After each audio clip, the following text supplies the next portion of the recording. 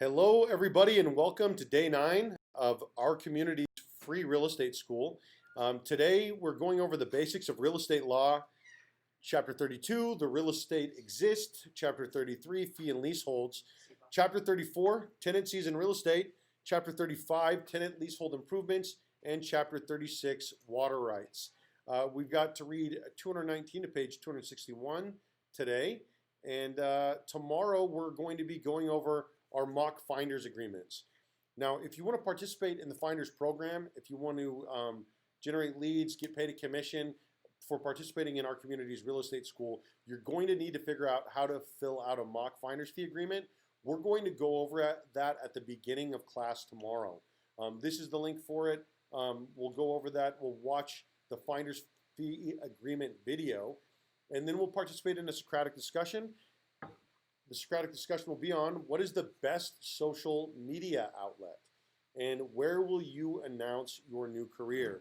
So just like we were talking about throughout this course, you can absolutely earn commission while you're doing your pre-licensee courses. And we're going to be covering all of that tomorrow. And then Commission Bootcamp starts Monday, January 25th at 10 o'clock and runs every day with Zachary Bach, Amy Serpa, and Andre De Orense. So if that's something that you decide that you want to participate in, that is something that you are more than welcome to participate in. If you do not make it during the hours, that's okay too. We just want you to have a good understanding for what it means to be a finder so that we can start paying you, have you help our agents get paid, and then that way we all win together. Okay, so we're going to go ahead and jump in right now to Chapter 31. Let me write down these numbers really quick so that I don't keep checking back. We're going to read pages 219 to 261. There we go. Okay. The basics of California real estate law. The English and Spanish influence. Uh-oh, my light shut off here. Give me just one moment, guys.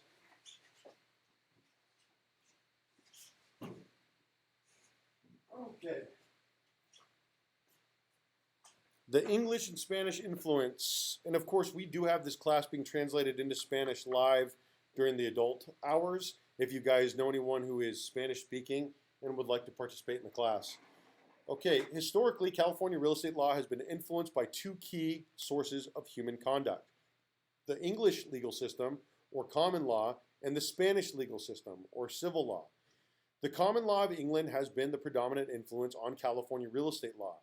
This legal framework influence of California real estate law was officially adopted by California soon after obtaining statehood in 1850. Under common law, legal disputes are decided on a case-by-case basis before a judge. Even today, the common law is often called judge-made law. When similar legal disputes arise, the judge refers back to earlier decisions to decide current cases. The reliance on an earlier decision to decide a current case is called stare decisis. The earlier case relied on is called precedent. Similarly, the civil laws of Spain, while less influential, has nevertheless had a significant impact on California real estate law. Civil law attempts to settle legal disputes by establishing elaborate statutes to address the issues in advance of the disputes rather than on a case-by-case basis. American rule. Many land titles in California are based on Spanish and Mexican land grants, as are water rights. The Mexican-American War ended with the signing of the Treaty of Guadalupe Hidalgo. Under the treaty, the United States agreed to acknowledge the existing land grants conveyed by the Spanish and Mexican governments. The United States set up a land commission to document the validity of the land grants. The Land Commission established land titles and created the chain of title still used for all of California real estate today. After confirmation of a valid land grant, the land was surveyed by the federal government and conveyed by the rightful owner by the United States patent deed. All land not under a valid claim became part of public domain of the United States.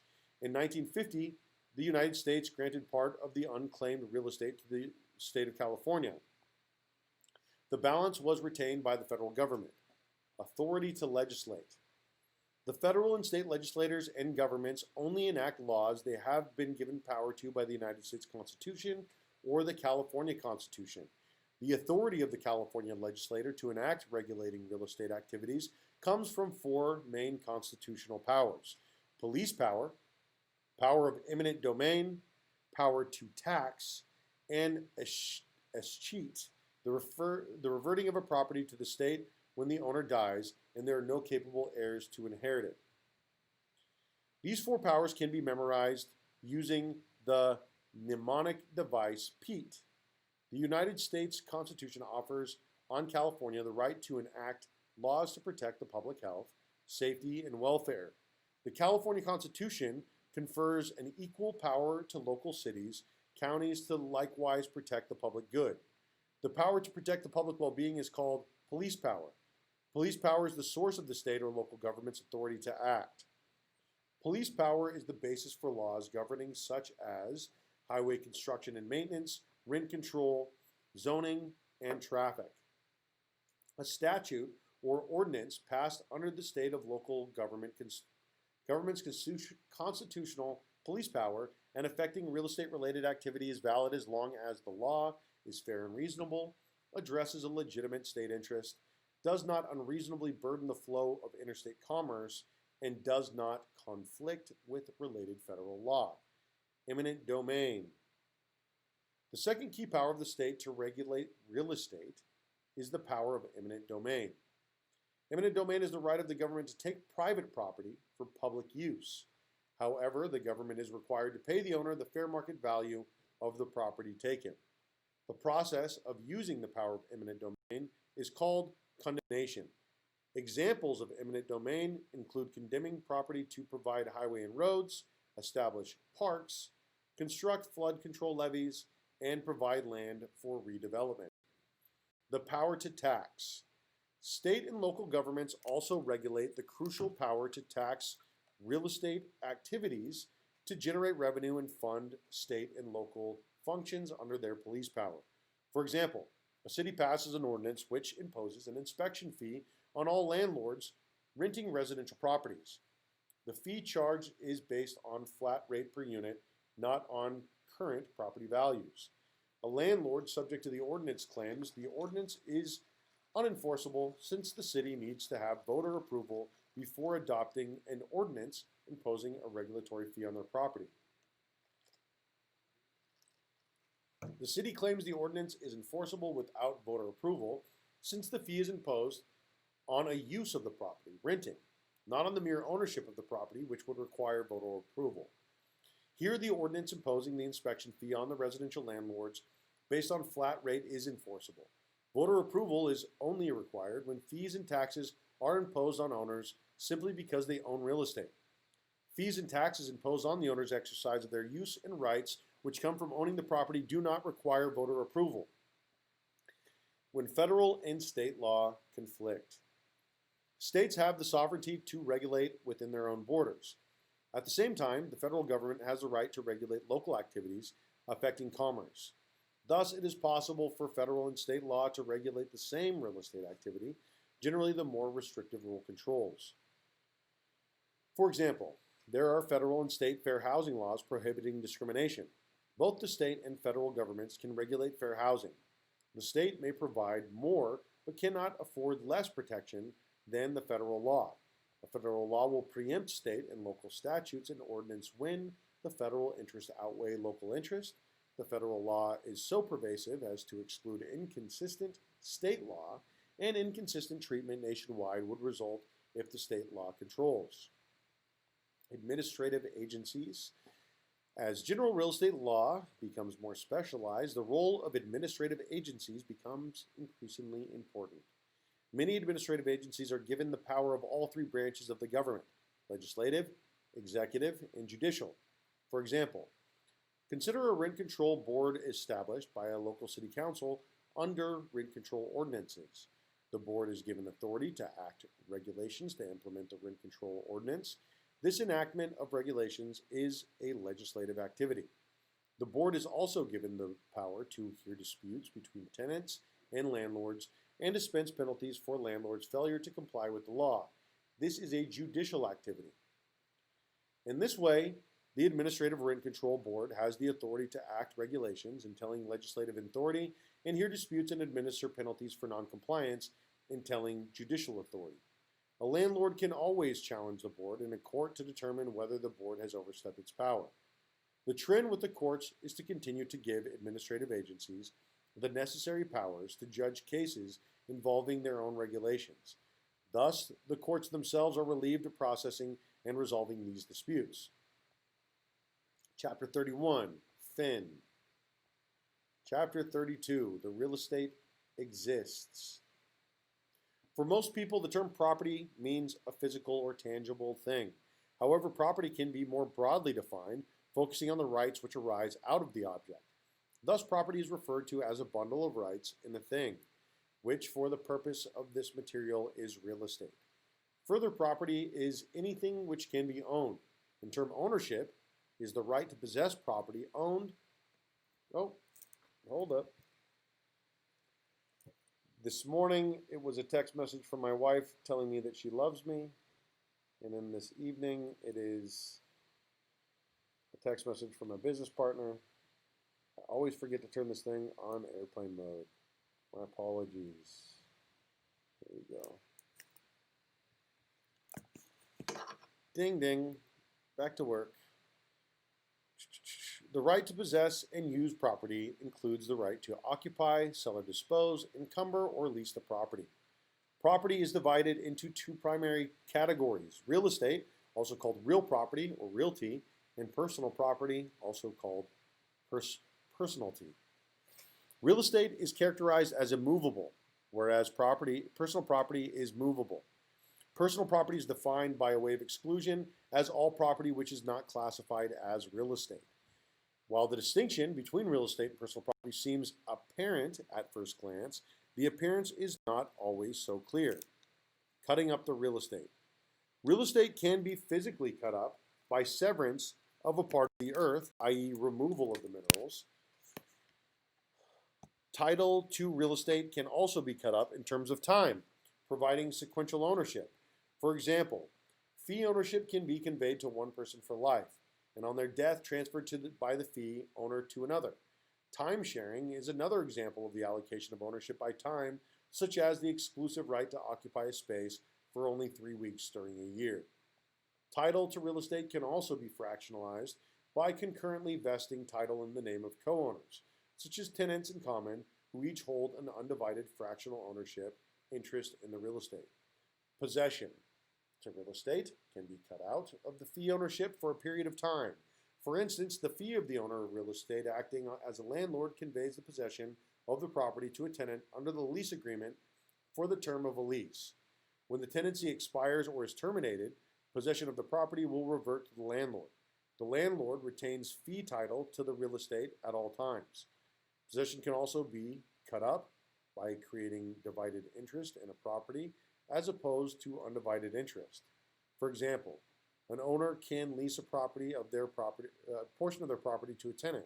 The tenant, in turn, can sublease a portion of their space to yet another person known as a subtenant. Other interests in real estate can be created, such as liens. Liens are interest in real estate which secure payment or performance of a debt or other monetary obligation, such as a trust deed lien or a local property tax lien. On non-payment of a lien amount, the lien holder can force the sale of the real estate to pay off and satisfy the lien. Thus, an owner's right in a parcel of real estate extends beyond the mere physical aspect of the land, airspace, and improvements located within the legally described boundaries of the property. Real estate components. The physical component of real estate include the raw land, anything affixed to the land, anything appurtenant, incidental rights in adjoining property to the land, and anything which cannot be removed from the land. Real estate includes buildings, fences, trees, watercourses, and easements within the parcel's horizontal and vertical boundaries. Anything below the surface, such as water, minerals, or above the surface, such as crops, timber, is a part of the real estate. For example, the rental of a boat slip includes the water and the land below it, both of which comprise the total of the rented real estate. Thus, landlord-tenant laws control the rental of the slip. In the case of a condominium unit, the airspace enclosed within the walls is the real estate.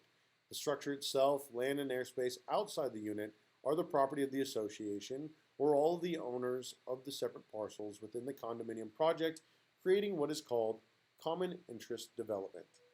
The boundaries of real estate. A parcel of real estate is located by defining its legal description on the face of the earth. Using the property's legal description as a conveyor locates and sets the corners of the horizontal boundaries of the parcel. The legal horizontal boundary description of the real estate is documented in numerous locations such as trust deeds, public records of the county where the parcel is located, subdivision maps, and government surveys relating to the property. Real estate is three-dimensional and reaches perpendicular to the horizontal boundary.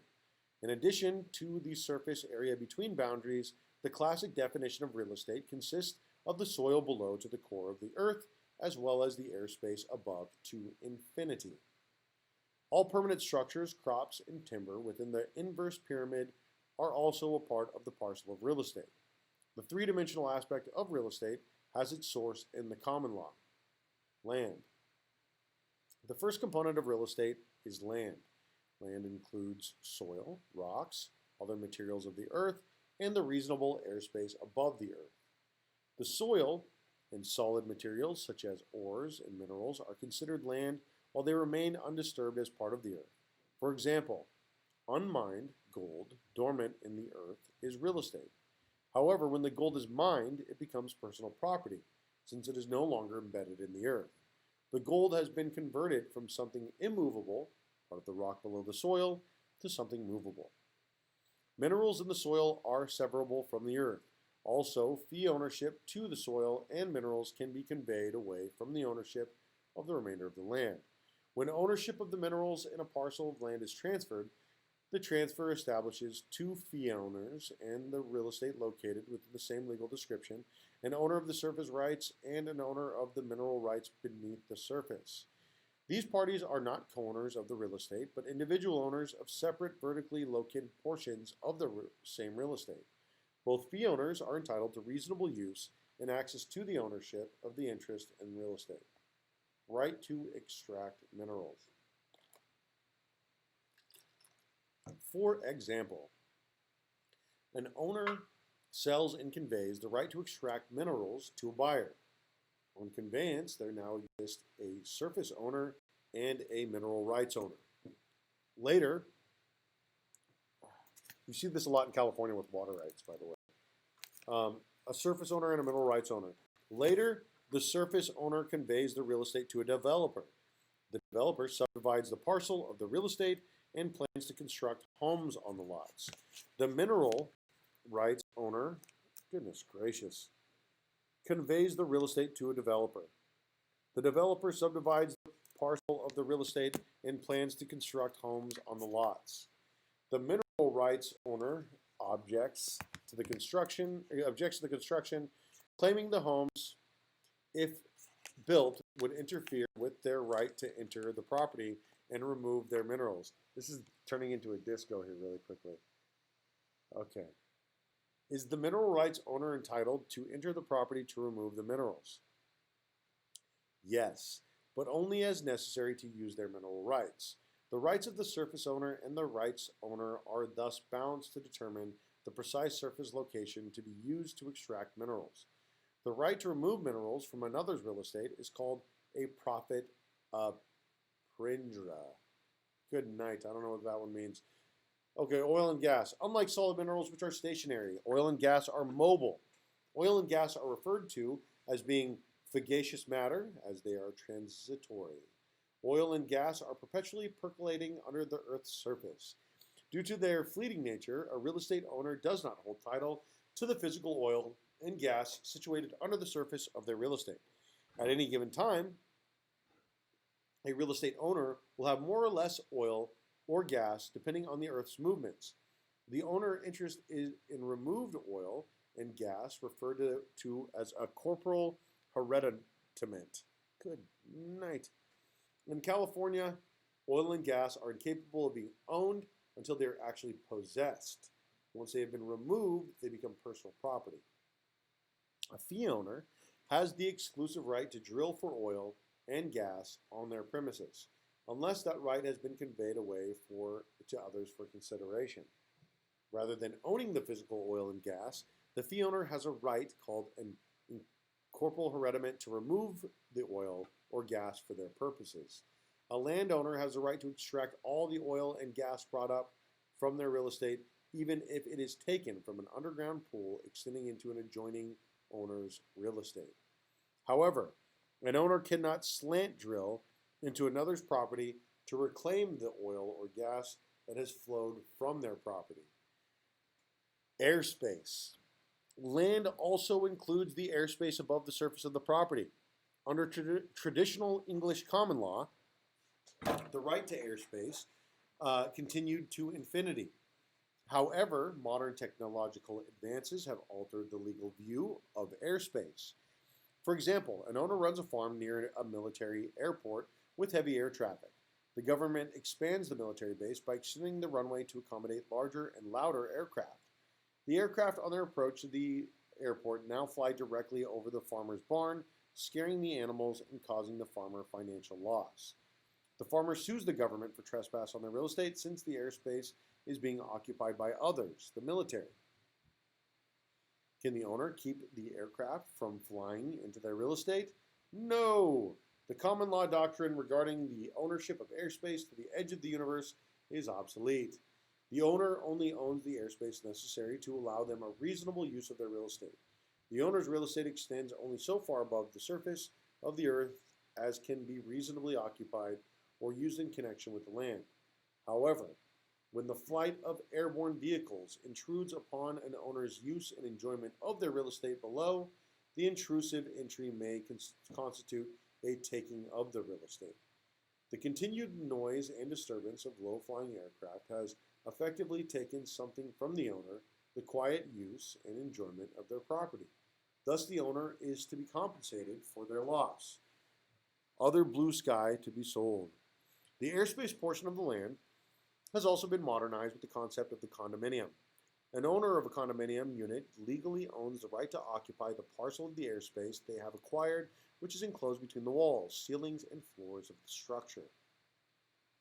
Included in these ownership rights are the incidental rights of ingress and egress, called appurtenances.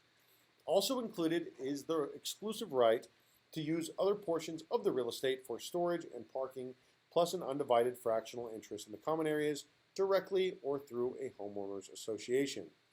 Also, the installation of active solar collectors has led to the right to access sunlight and air which passes through the airspace above the property owned by others. This right to access to the sun for a solar collector is considered an easement. Water. Water in its natural state is considered land since it is part of the material of the earth. While water is real estate, the right to use water is an appurtenant incidental right to the ownership of real estate. Three key rights in water include the right to use water, the right to take water by appropriation, and the right to take water by prescriptive rights. The right to use water is called a riparian right. Riparian rights refer to the rights of real estate owners to take surface water from running water source contiguous to their land, such as a river or stream. The right to take water can be acquired by appropriation. The appropriator of the water diverts water from a river or watercourse to their real estate for reasonable use. Also, an individual may obtain prescriptive rights in water wrongfully appropriately non-surplus water openly and adversely under a claim of right for an uninterpreted period of at least 5 years. However, all water in the state of California belong to the people based on a public trust doctrine. Riparian, appropriation, and prescriptive rights are subject to the state's interest in conserving and regulating water use. Affixed to the land. Real estate includes things that are affixed to the land. Things may be affixed to the land by roots, shrubs and trees, embedment, walls, permanently resting, e.g. structures, or physically attached by cement or nails. Things attached to the earth naturally are real estate. Natural fixtures to the land, called fructus naturals, include trees, shrubs, and grass. However, natural items planted and cultivated for human consumption and use are fruits of labor called fructus industrialis. Fructus industrialis include such things as crops and standing timber. Crops and timber are ordinarily considered real estate. However, industrial crops and standing timber sold under a purchase agreement and scheduled to be removed are considered personal property. Fixtures. A fixture is a personal property which has become permanently attached to real estate. As it is permanently attached, it effectively becomes part of the real estate and is conveyed with it. Factors which determine whether an item is a fixture or removable improvement include manner of attachment, agreement between parties, relationship of the parties, intention of the parties, and adaptability of attachment to the real estate use. These factors can be memorized by using the mnemonic device Maria. The most important factor which determines whether an item is a fixture or improvement is the intent of the parties. Intent to make an item a permanent part of the real estate is a fixture determined by the manner of attachment and the use and purpose of the item in dispute. For example, when an item is attached to real estate by bolts, screws, cement, or the like, the item is a fixture and a part of the real estate. An item need not be attached to the real estate in this manner to be a fixture. Items of such weight and size that gravity maintains them to be in place are sufficient to give the item of character, permanence, and affixation to be real estate. Also, the item may be constructively attached when the item is a necessary, integral, or working part of improvements on the real estate. This personal property thing goes a long ways when you're when you're there for the inspection or you're doing the avid, or even when you're, before you even purchase the property. If you're walking through, make sure that when you're writing that offer, anything that your clients are wanting that is questionable, whether or not it's attached. A lot of times it happens with the garage fixtures, built-in storage, sheds, things like that. You need to make sure that whether or not it's leaving in that initial contract. Trade fixtures. Fixtures which are used to render services or make products for the trade or business of a tenant are called trade fixtures. Trade fixtures are to be removed by the tenant on termination of the tenancy unless agreed to on the contrary with the landlord. The removal cannot unduly damage the real estate. Thus, trade fixtures are considered personal property. To be considered a trade fixture, a fixture needs to be an essential part of the tenant's business, and its removal cannot substantially damage the real estate. In the instance of a beauty salon, trade fixtures would include mirrors, dryers, and sink bowls, installed wash stations. Pertinent rights. Real estate also includes any incidental rights which are not located on the real estate nor reflected on its title, called appurtenant rights. Appurtenant rights includes the rights of ingress and egress, entry and exit across adjoining properties. And an appurtenant easement is an interest held by an owner of one parcel of real estate to use adjoining real estate. This is kind of like what we had talked about earlier with the easements of being able to access the property by driving through another property. Under an appurtenant easement, an owner's right to use adjoining real estate is part of their real estate, although it is not reflected on the title to the real estate. This right to use adjoining property runs with the land and is automatically conveyed with the real estate when the owner sells it. Appurtenant rights remain with the real estate, they benefit, and do not transfer from person to person. Other appurtenant rights to real estate include the right to lateral and subjacent support provided by the existence of adjoining real estate. For example, the owner of a real estate cannot remove soil from their land if doing so causes the adjoining real estate to subside or collapse. Appurtenant rights held by an owner of one property are a recorded encumbrance on title to the adjacent property burdened by the appurtenant rights, such as an easement. Moving right along, chapter 33. We're going to page 261 today. We're at 235. We are at the halfway mark. Here we go. Fee versus leasehold. a matter of possession. Real estate, sometimes legally called real property or realty, consists of the land, the improvements and fixtures to the land, and all rights incidental or belonging to the property. A parcel of real estate is located by circumscribing its legal description on the face of the earth. Based on legal description, a surveyor locates and sets the corners of the surface boundaries of the parcel. The legal description is contained in deeds, subdivision maps, or government surveys relating to the property. All permanent structures, crops, timbers are part of the parcel of real estate. The parcels of real estate also include buildings, fences, trees, watercourses, and easements within the parcel's boundary. A parcel of real estate is three-dimensional. In addition, the surface area within the boundaries, a parcel of real estate consists of the soil below the parcel's surface at the core of the earth, including water and minerals, and the airspace above it to infinity. In the case of a statutory condominium unit, the airspace enclosed within the walls is the real estate conveyed and held by fee owner of the unit. The structure, land, and air use outside of the unit are the property of the homeowner association. Possessory interest in real estate. The ownership interest in a person, interest a person may hold in real estate are called estates. Four types of estates exist in real estate. Fee estates, also known as fee simple estates, inheritance estates, perpetual estates, or simply the fee, life estates, leasehold estates, sometimes called leaseholds or estates for years, and estates at will, also known as tenants at will. In practice, these estates are separated into three categories: fee estates, life estates, and leasehold estates. Estates at will are considered part of the leasehold estates category. Leasehold estates are controlled by the landlord-tenant law. Fee estates, unbundling the rights. A person who holds a fee estate interest in a real estate is a fee owner. In a landlord-tenant context, the fee owner is the landlord. Editor's note: if a sublease exists on a commercial property, the master tenant is the landlord of the subtenant. A fee owner has the right to possess and control their property indefinitely.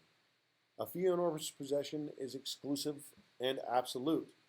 Thus, the owner has the right to deny others permission to cross their boundaries. No one can be on the owner's property without their consent. Otherwise, they are trespassing. The owner may recover any money losses caused by the trespass. A fee owner has the exclusive right to use and enjoy the property as long as the local ordinances such as building codes and zoning regulations are obeyed. A fee owner may do as they please with their property. A fee owner may build new buildings, tear down old ones, plant trees and shrubs, grow crops, or simply leave the property unattended. A fee owner may occupy, sell, lease, or encumber their parcel of real estate, give it away, or pass it on to anyone they choose on their death. The fee estate is the interest in the real estate transferred to a real estate sales transaction, unless a lesser interest, such as an easement or life estate is noted. However, one cannot enter into an interest greater than they received. A fee owner is entitled to the land surface and anything permanently located above or below it. The ownership interest in one parcel may be separated into several fee interests. One person may own the mineral rights under the surface, another person may own the surface rights, and yet another person may own the rights to the airspace. Each solely owned interest is held in fee in the same parcel. See case in point separation of fee interest. In most cases, one or more individuals own the entire fee and the lease rights to extract underground oils and minerals to others. Thus, a fee owner can convey a leasehold estate in the oil and minerals while retaining their fee interest. The drilling rights separated from the fee ownership are called a profit apprendra. Profit apprendra is the right to remove profitable materials from property owned and possessed by another. If the profit apprendra, I think I'm saying that right, is created by a lease agreement, it is a type of easement. This chapter is testing my language skills. Life estates and the life tenant. A life estate is an interest in a parcel of real estate lasting the lifetime of an individual, usually the life of the tenant. Life estates are granted by a deed entered into the fee owner, an executor under a will, or by trustee under an inter vivos trust.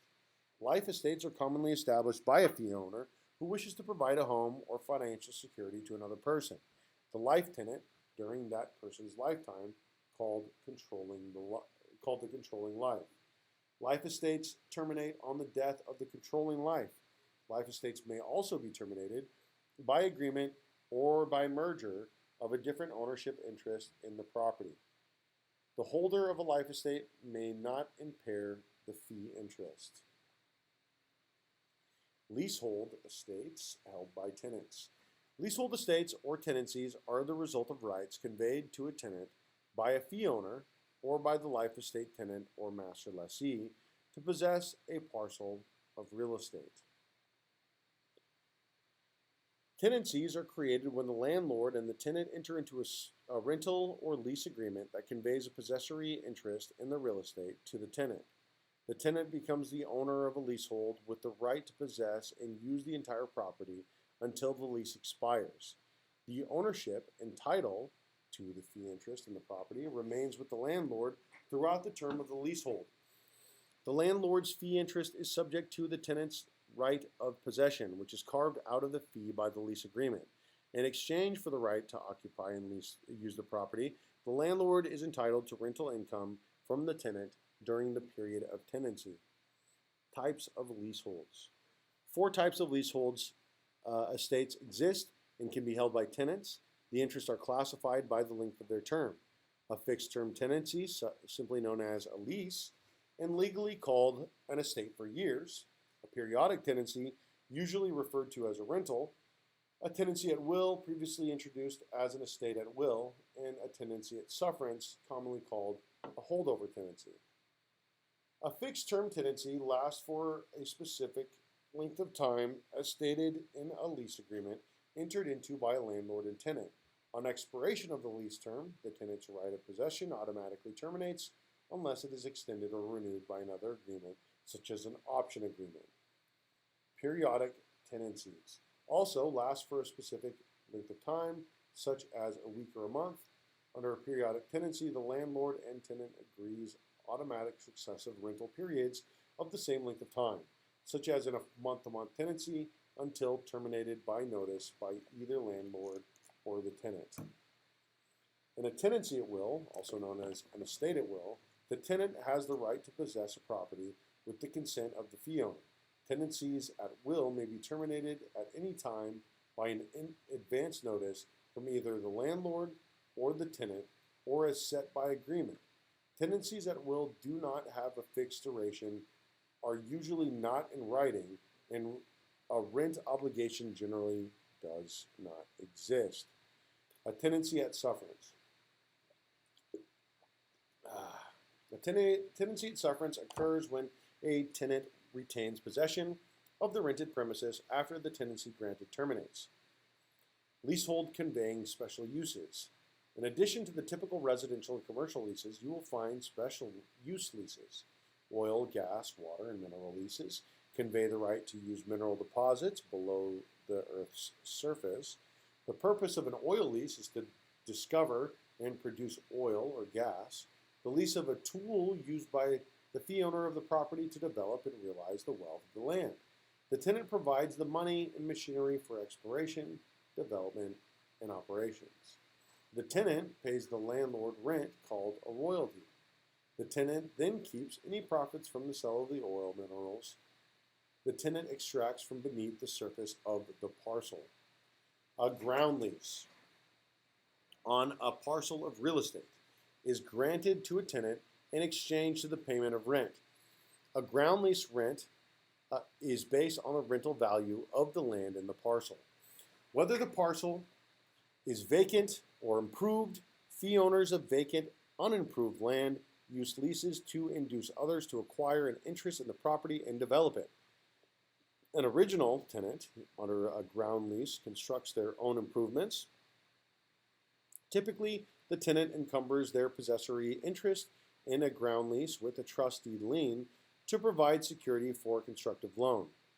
Master leases benefit fee owners who want the financial advantage of renting fully improved multi-tenant property, but do not want the day-to-day obligation and risks of managing the property.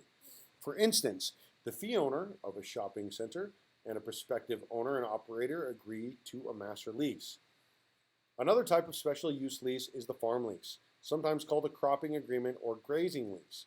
Here the tenant operates the farm and pays the landlord either a flat fee rent or a percentage of the value of the crops or livestock produced on the land.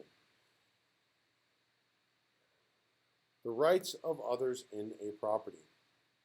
Easements and use licenses are not real estate, but they give a holder of the rights a limited and non-exclusive use of someone else's property. This all sounds very, very fishy. Sounds like the adaptation of old, bad real estate law. An easement is a right to use another's property for a specific purpose. An easement is an interest held in someone else's real estate. It grants its holder the right to limit the activities of others on the property burdened by easement, including the owner of the burdened property. For example, a landlord or landowner holds an easement allowing them to construct and have access to a pipeline across their neighbor's property. The neighbor's right to develop their own property is limited since the neighbor may do nothing to interfere with the easement owner's access to the pipeline. A license grants its holder a personal privilege to use property, but no possessory right to occupy to the exclusion of others. Unlike easements, licenses are not exclusive rights. An owner may give many licenses to perform the same or different activity in the same area. Unlike an easement, a license may be revoked at the will of the person who grants it unless agreed to the contrary or it has become irrevocable. All right, page 240. We've got 21 more pages and 18 more minutes. Binding on all future owners. Covenants, conditions, and restrictions, collectively called encumbrances, are recorded against the title to a property and limited to an owner's right to use the property.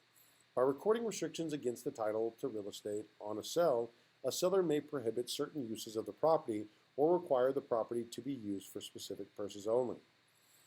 Regulations governing how a condominium owner may use their unit and the rights, responsibilities of the common interest development are typically contained in a declaration of CC&Rs filed with the condominium's subdivision plan. The CC&Rs bind all future owners to comply with the CC&Rs since the use of the restrictions they contain run with title to the land.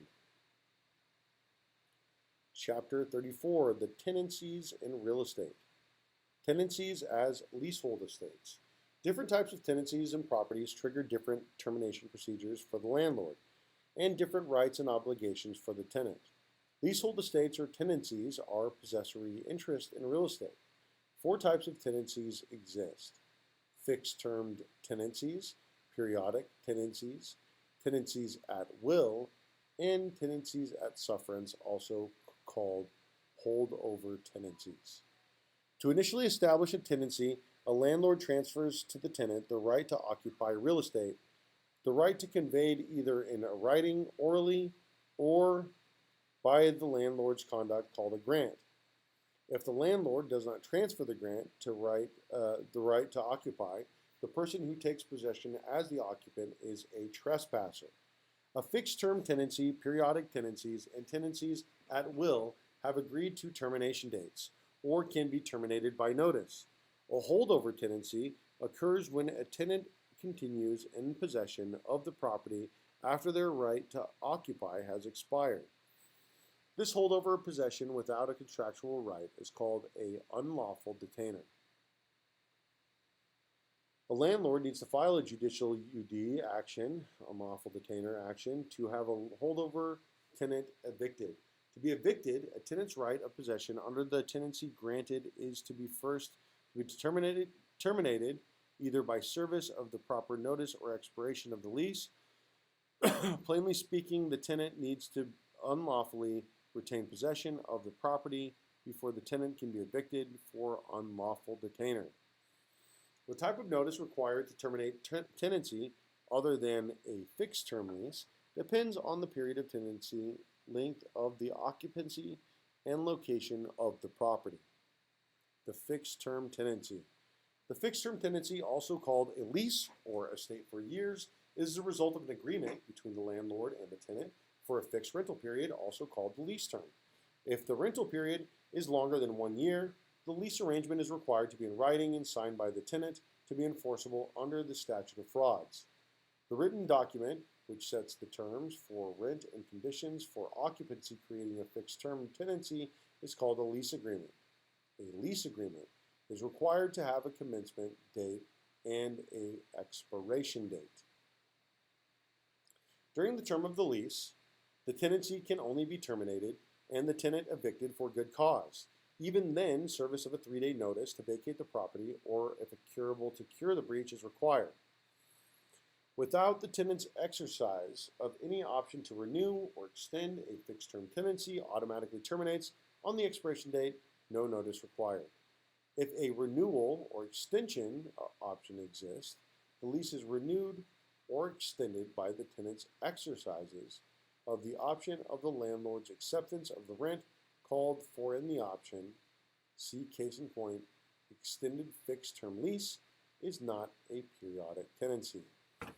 A fixed term tenancy provides a tenant with several advantages: the right to occupy for the fixed term, a predetermined rental amount, and limitations on termination or modification. However, a fixed term tenancy also has disadvantages for the fixed term tenant.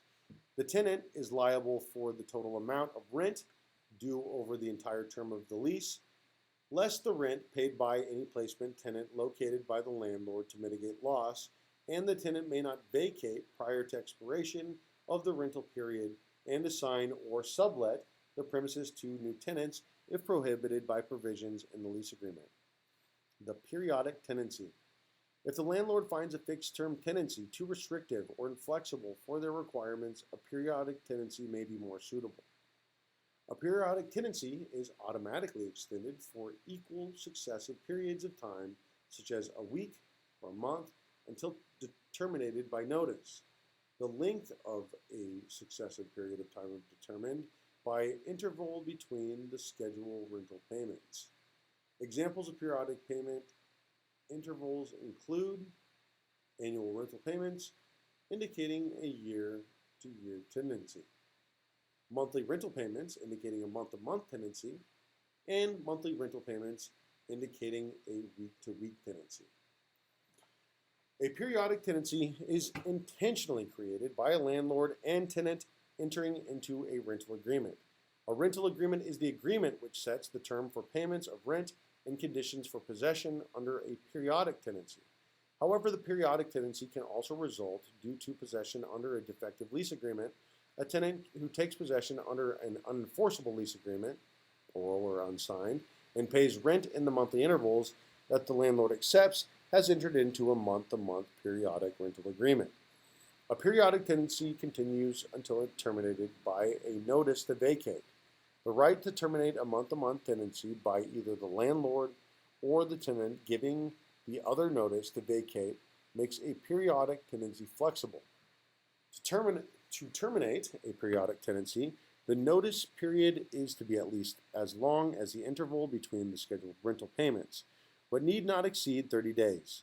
A residential property exception exists. A 60-day notice is required to terminate a periodic tenancy in a dwelling if the tenant has occupied the property for more than 12 months. On material breach, the rental agreement of a 3-day notice is to vacate and can also be used for the periodic tenancy. The tenancy at will, consent, but no rent. The characteristics of a tenancy at will include possession delivered to the tenant with the landlord's knowledge and consent, possession for an indefinite and unspecified period, and no provision for payment of rent. Situations giving rise to tenancy at will include when a tenant is granted the right to indefinitely occupy the property in exchange for services rendered, when a tenant is given possession of the property under an unenforceable lease agreement, e.g. a written lease not signed by either party or on terms orally agreed to, unless rent is accepted, which creates a periodic tenancy, or when a tenant is given possession of the property while lease negotiations regarding the rent amount are still in progress and rent is not accepted. For a tenancy at will, a written notice to pay rent or quit is required to implement any change in the right to continue to occupy the premises, change into a different kind of tenancy, or terminate the tenancy. A tenancy at will is automatically terminated if the tenant assigns or sublets their right to occupy the property to another tenant. The new tenant becomes a holdover tenant. Either form of possession is an unlawful detainer and grounds for eviction without notice. Also, a tenancy at will terminates on the death of either the landlord or the tenant, unless an agreement to the contrary exists. The holdover tenancy.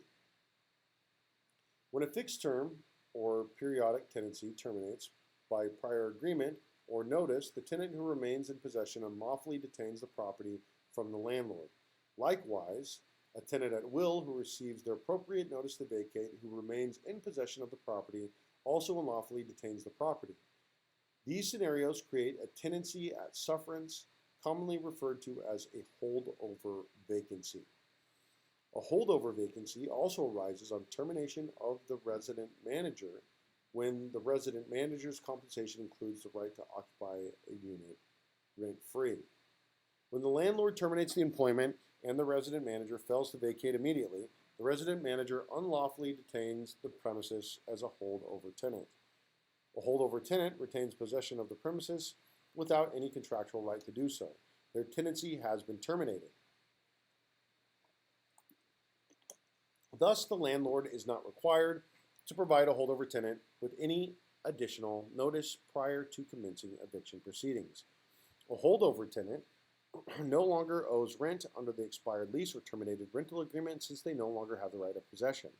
However, the rental or lease agreement usually includes a holdover rent provision, which calls for a penalty of rate of a daily rent owed for each day the tenant holds over.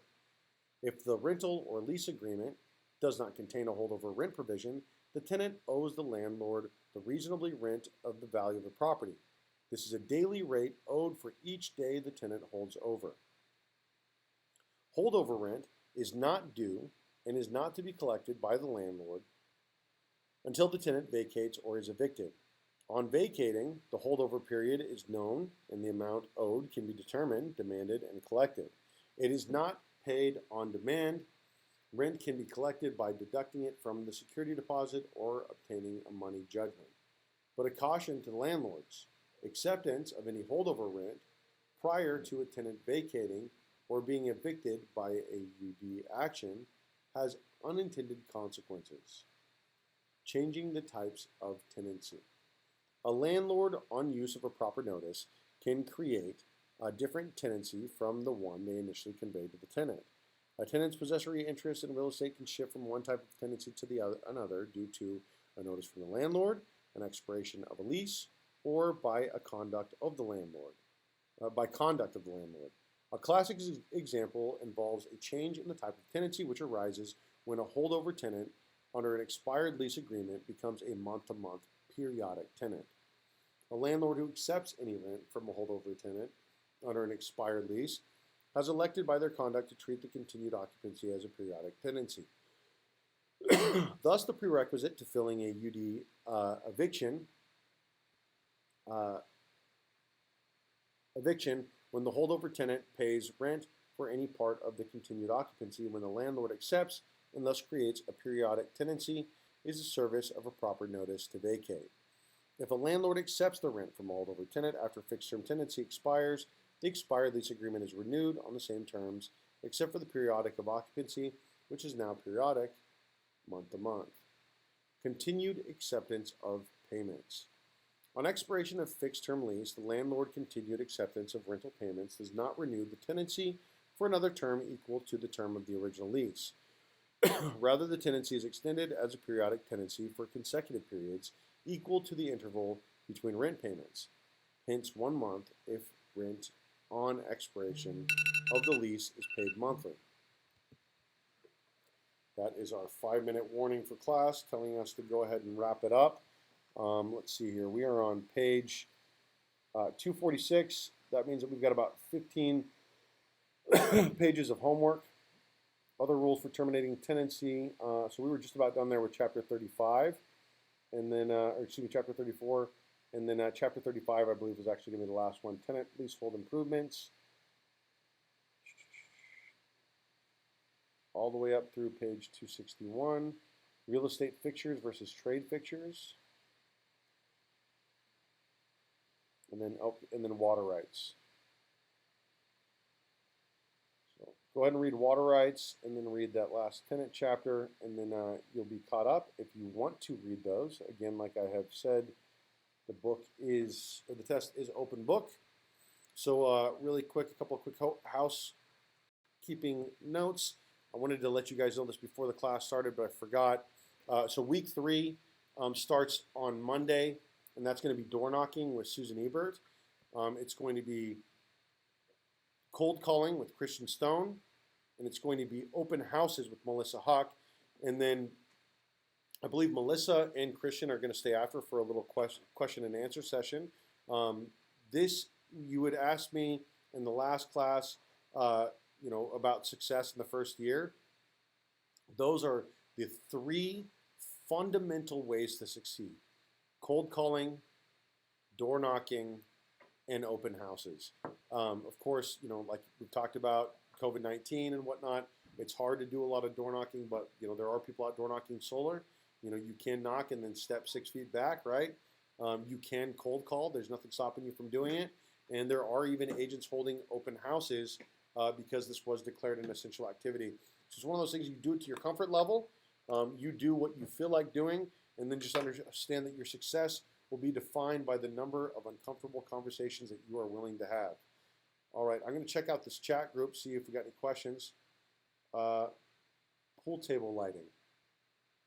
That must have been from something earlier that we had talked about. Oh, is that for like the for fixtures? So like pool table. Here, let me get on camera so you can see me. Okay. We bought our house we're in right now. The guy showed us the house. I think we had our agent with us, and I want to say it might have been a FISBO. I don't remember him having an agent. Mm-hmm. But he had a pool table, and he had a lighting over the pool table. Which, of course, is attached.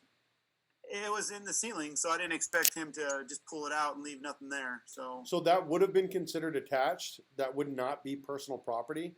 That would have been something that would have been, he would have had to declare that he was going to take that with him contractually, because it was attached to the property. He also had a shower outside that was kind of like for the pool, like to rinse yourself off. That was, I don't know how he had it set up, but I just remember thinking that was going to be there, and that was gone. There was a couple items that I was kind of like shocked they were gone. Some people are so bizarre. So, the shower would have probably also been considered a fixed because it was working, unless it was like a freestanding rainwater shower, and I can't imagine that it was. So that's that absolutely. Did you guys end up doing so?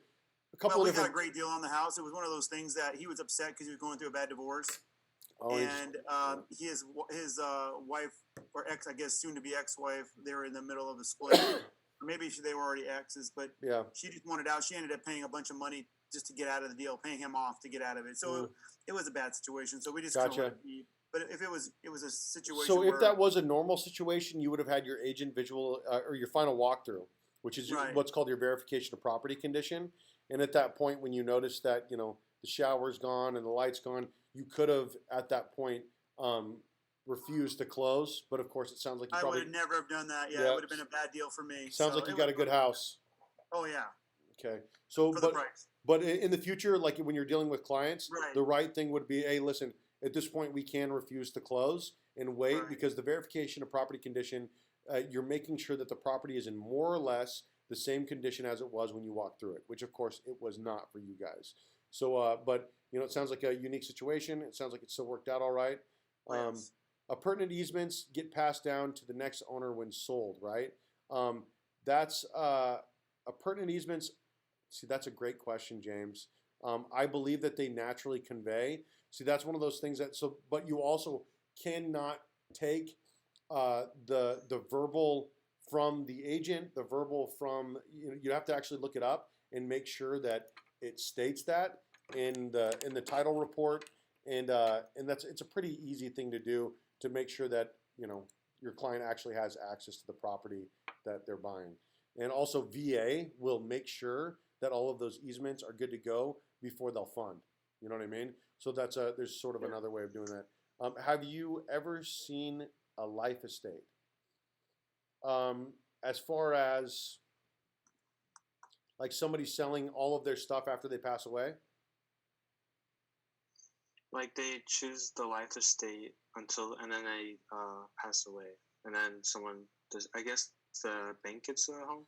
Right? So normally, what happens is somebody will hold the home in a trust. It's like their kids. There will be like one executor, or one person who's sort of like running point, and then they'll sell it like that. I've never been in a situation where somebody has died without family and then have been assigned a listing, but I also have not pursued that kind of stuff. So I don't get too far off in the woods with real estate. I tend to stay very much on the beaten path as far as that goes, except for with the VA stuff. Have you ever seen a life estate? So the short answer would be no, I haven't. Okay. Any other questions for me, guys? Nope. Okay. Thank you so much. I'll see you tomorrow, and I'll walk you guys through the finder stuff, and we'll walk through filling out a finder agreement. You guys have a great rest of your day. All right. Take care. Thank you. Bye, guys.